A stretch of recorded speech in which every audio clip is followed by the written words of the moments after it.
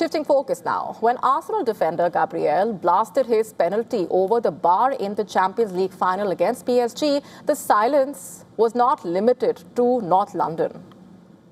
From Lagos to Nairobi to Kampala to Dar es Salaam, millions of Arsenal supporters across Africa felt the heartbreak as the Gunners missed out on European glory in a penalty shootout loss to PSG.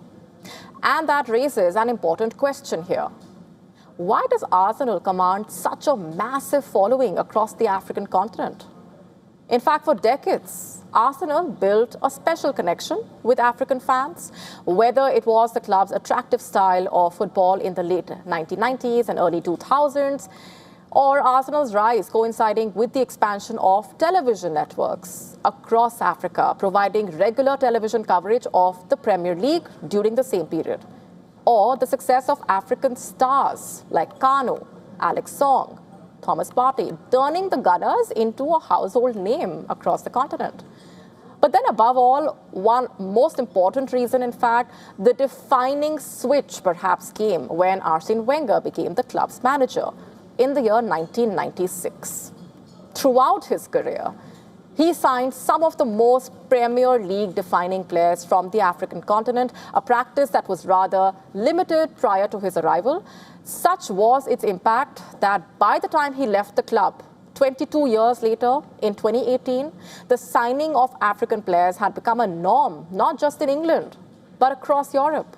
Wenger, in fact, has been often attributed in helping developing many African prospects to football superstars. In fact, while no single official continent-wide count exists, studies and fan surveys have consistently placed Arsenal among the most supported clubs in Africa.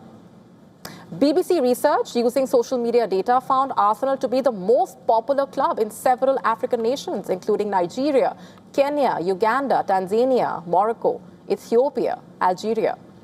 Since 2018, under the conclusion of the 2025-26 season, Rwanda and Arsenal had a landmark 8-year partnership, which saw the Visit Rwanda logo feature on the club's shirt sleeves, remember?